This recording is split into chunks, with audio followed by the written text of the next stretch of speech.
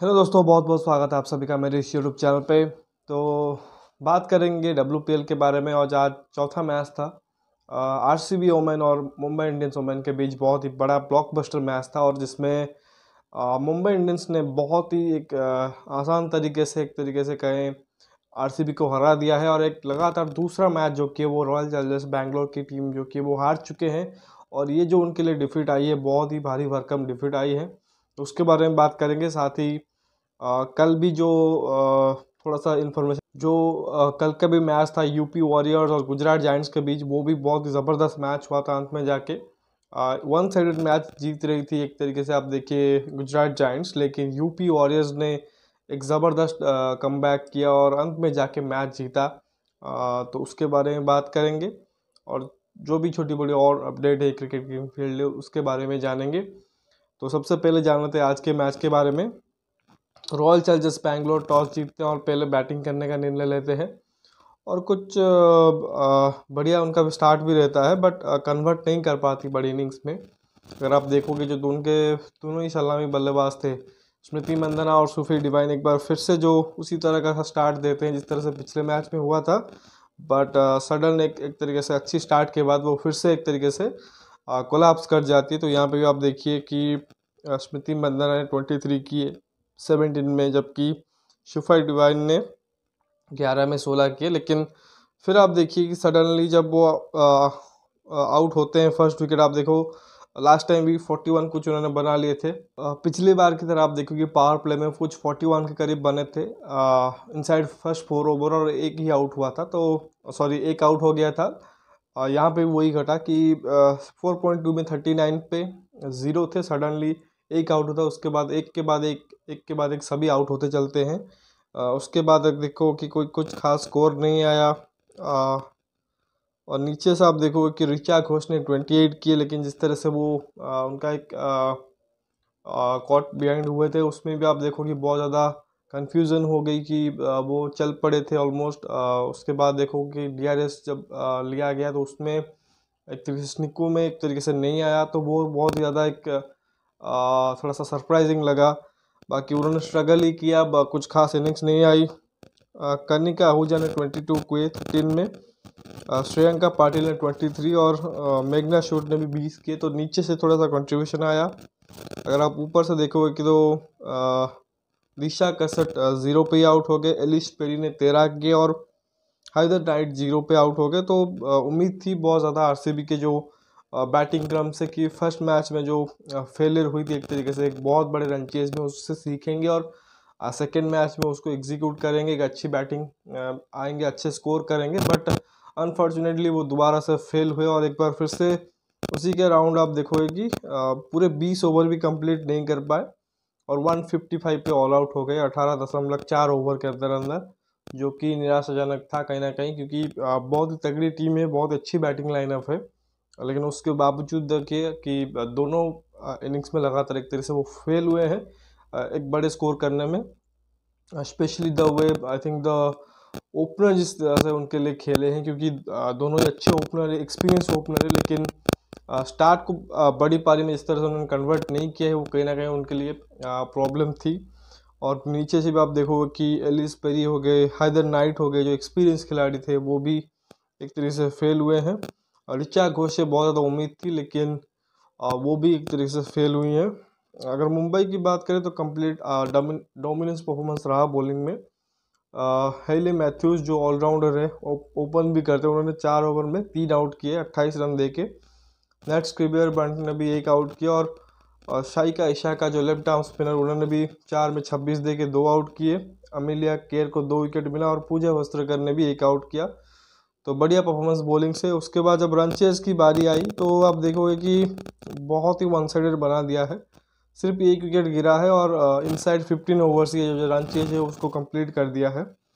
Opener जो आए थे, जो हेले मैथ्यूज, जिन्होंने 3 आउट भी किए थे, उन्होंने 77 किए 38 में, लगातार दूसरी ज़बरदस्त इनिंग्स रही है उनकी। इसके अलावा एक जो विकेट गिरा है यास्तिका भाटिया, वो 19 में 23 बना के आउट हुए हैं। बाकी नेट स्क्रेवियर ब्रांड 29 पे 55 वो भी एक तरीके से नॉट आउट गए हैं। तो बैक टू बैक मैचेस में एक तरीके से डोमिनेंस परफॉर्मेंस रहा है मुंबई इंडियंस के। पहले गेंदबाजों ने इस मैच में किया और फिर बल्लेबाजों ने। फर्स्ट मैच में आप देखोगे कि जब ये बैटिंग करने आए थे एक बहुत बड़ा टोटल बनाया था और बाद में बढ़िया बॉलिंग करके इसको रोका भी था। और यहाँ पे आप देखोगे इनके गेंदबाजों ने पहले अच्छा काम किया, बाद में बल्लेबाजों ने बढ़िया रन चेस किया है। सिर्फ एक विकेट जो गिरा था वो प्रीति बोस ने लिया था यस्तिका का। अदरवाइज आप देखोगे कि कंप्लीट एक तरीके से एक वन साइडेड मैच था, इजी रन चेस कहेंगे। और कहीं ना कहीं जो उम्मीद मुंबई इंडियंस से आपको होती है कि एक बड़ी फ्रेंचाइजी से, अच्छी टीम से और एक एक्सपीरियंस टीम से, तो वही थी। लेकिन सामने वाली टीम ने, आई थिंक आरसीबी ने बहुत ज़्यादा निराश किया है। ऑब्वियसली आप देखोगे कि चलो 155 कोई बहुत बड़ा टोटल नहीं था, बट इसमें भी फाइट हो सकता था और आपको फाइट करना चाहिए था। एटलीस्ट मैच को अंतिम ओवर तक लेके जाना चाहिए था। कुछ 5-6 विकेट आप अगर लेते तो शायद आपके लिए बेहतर होता, क्योंकि इस टूर्नामेंट में आपको अभी देखिए शॉर्ट टूर्नामेंट है, बहुत आपको लंबा खेलना नहीं है। और ऐसे में स्टार्टिंग अगर इस तरह से आप करोगे कि फर्स्ट 2 मैचेस आप हार जाओगे, फिर आप देखोगे कि बाद में आपके लिए बहुत ज़्यादा डिफिकल्ट होने वाला है। ये गुजरात जायंट्स की देखिए, गुजरात जायंट्स ने भी 2 मैच में से 2 मैच हार चुके हैं। अब ये आप देखो आरसीबी उनके साथ शामिल हो गई कि ये 2 में से 2 हार चुके हैं। तो दूसरी तरफ मुंबई जो कि इस समय 2 में से 2 जीत के एकदम टेबल पे टॉप कर रही है। तो उम्मीद करेंगे कि मुंबई इससे बेहतर हो और मतलब अभी भी बहुत ही बढ़िया खेल रहे हैं, लेकिन उसी को कंटिन्यू करें। लेकिन आरसीबी से उम्मीद करेंगे कि बेहतर खेले, क्योंकि अभी बहुत ही ख़राब परफॉर्मेंस एक तरह से उनके तरफ से आ रही है। बाकी जो दूसरा, कल आप देखिए मैंने आपको एक तरह से आधी अपडेट दी थी कि यूपी और गुजरात के बारे में, कि गुजरात फर्स्ट मैच के बाद एक बेहतर कमबैक किया था विद द बैट 169 पर 6 उन्होंने फिनिश किया था 20 ओवर में, जहां पे हरलीन देओल के रन आए थे। उस मैच को देखिए बहुत ही रोमांचक तरीके से यूपी वॉरियर्स ने जीत लिया अंत में जाके। अब देखो कि यूपी वन स्टेज अगर आप देखो कि मैच एकदम फंसा हुआ था, 105 पे 7 आउट थे। आप उसी समय आप सोचोगे कि यार 170 की रन चेज है, 105 पे 7 आउट है, 16वां ओवर चल रहा था। तो मतलब आप देखो कि 65-67 करीब रन चाहिए थे कुछ आखिर के 4-4.5 ओवर के अंदर अंदर आप बॉलिंग टीम को बैक करते हो। लेकिन वहाँ पे आए ग्रेस हैरिस, ऑस्ट्रेलिया के जो खिलाड़ी हैं, और साथ में उनके थे सोफी एक्लस्टन, इंग्लैंड से वो बिलोंग करती है। तो दोनों ने ज़बरदस्त पार्टनरशिप की और स्पेशली जो हिटर लगाई और अंत में जाके वो जो 19-20 रन चाहिए था आखिर में उन्होंने बना दिया। और जो कहते हैं ना कि WPL को एक तरीके से जो एक स्टार्टिंग से ही फर्स्ट जो 2-3 मैचेस थे उसी से ही, मतलब उसी में एक तरीके से उन्होंने राइज कर दिया कि हमने देख लिया कि ऑलरेडी 200 प्लस स्कोर जो हमने फर्स्ट 2 मैचेस में देख लिया। और तीसरा मैच जो रहा वो हाई स्कोरिंग एक तरीके से रहा और नेल बाइटिंग भी रहा, और अंत में वो जो कहते हैं ना थ्रिलर एक तरीके से था वो बन गया। तो एक बढ़िया मैच गुजरा। इसमें आप देखो कि रन चेस आसान नहीं था यूपी के लिए। अलीशा हीली 7 पे आउट हो गए, श्वेता शेरावत जो अंडर 19 स्टार रही हैं अभी इंडिया के लिए वो 5 पे, लेकिन उसके अलावा जो नंबर 3 पे आए किरण नबगिरे, उन्होंने 53 किए अच्छे, लेकिन 43 बॉलों में तो थोड़ा सा रन बॉल टाइप इनिंग्स था। टेलिया मगरा तो फर्स्ट बॉल पे आउट हो गए, फिर दीप्ति शर्मा 11। लेकिन फिर आप देखो कि बाद में आए ग्रेस हैरिस, उन्होंने 59 नॉट आउट किए 26 बॉलों में।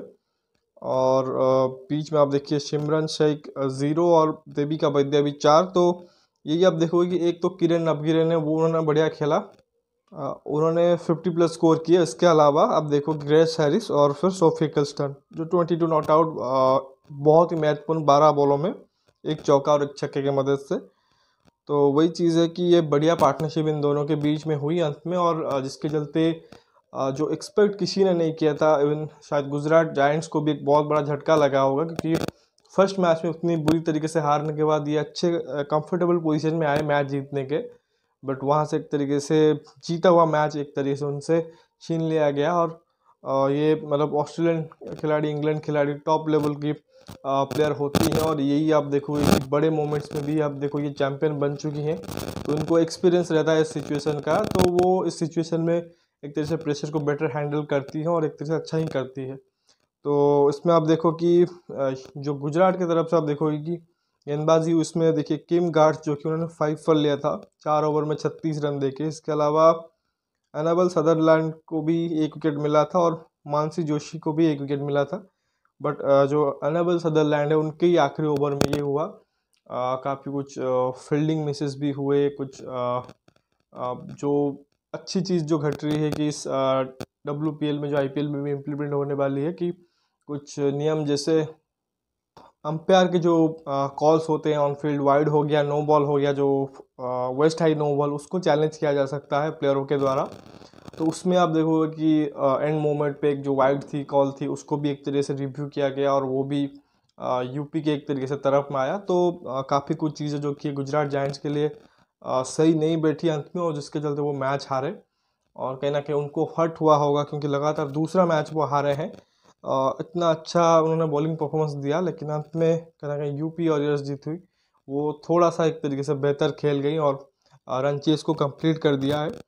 तो अभी अगर आप देखोगे कि जो मैचेस हुए हैं 4 मैचेस हुए हैं, उसके बाद अगर आप पॉइंट्स टेबल देखोगे कि तो सबसे ऊपर मुंबई इंडियंस है जो 2 में से 2 जीत के 4 अंकों के साथ और ज़बरदस्त नेट रन रेट के साथ ऊपर बनी हुई है। दूसरे स्थान पे और तीसरे स्थान पे ऑब्वियसली जो एक मैचेस जीते हुए हैं दिल्ली और यूपी की टीम है। दिल्ली 2 पे है, यूपी तीसरे स्थान पे है। और RCB 2 में से 2 हार के साथ चौथे पायदान पे है और 5वें पायदान पे गुजरात जायंट्स है, क्योंकि उनका जो नेट रन रेट है वो RCB से ख़राब है, 64 ऑल आउट हुए थे। तो जो अगला मैच है इस आप देखो ये कल जो की है, जो दोनों टीमें दूसरे और तीसरे स्थान पे जो एक मैच जीती हुई हैं, दिल्ली और यूपी, उन दोनों के बीच मैच होना है। दिल्ली की टीम बहुत ही स्ट्रांग दिख रही है क्योंकि जिस तरह से उनके बैटिंग यूनिट चली थी और बाद में बॉलिंग ने उन्हें भी बढ़िया किया था। यूपी थोड़ा सा आई थिंक कोशिश करेंगी बेहतर हो, क्योंकि मैच वो जीत गए थे लेकिन बैटिंग ऑर्डर उस हिसाब से नहीं चला था, सिर्फ 3 ही खिलाड़ी चले थे। तो वो कोशिश करेंगे बेहतर एक तरह से परफॉर्मेंस लेके आए दिल्ली कैपिटल जैसी स्ट्रॉन्ग टीम के सामने। तो देखते हैं इनका परफॉर्मेंस क्या रहता है। अब ये तो हुई WPL की बात। इसके अलावा अगर आपको छोटे छोटे और अपडेट दे देता हूँ तो BGT के बारे में ये था कि पैट कमिंस जो कि तीसरे मैच उन्होंने मिस किया था, वो चौथे मैच में भी एब्सेंट रहेंगे। उन्होंने ऑप्ट आउट कर लिया है और चौथे मैच में आप देखोगे स्टीव स्मिथ जो कि वो कैप्टनसी करते दिखाई देंगे ऑस्ट्रेलिया की तरफ से अहमदाबाद में, जो 9 तारीख से लेकर 13 तारीख तक मैच होना है।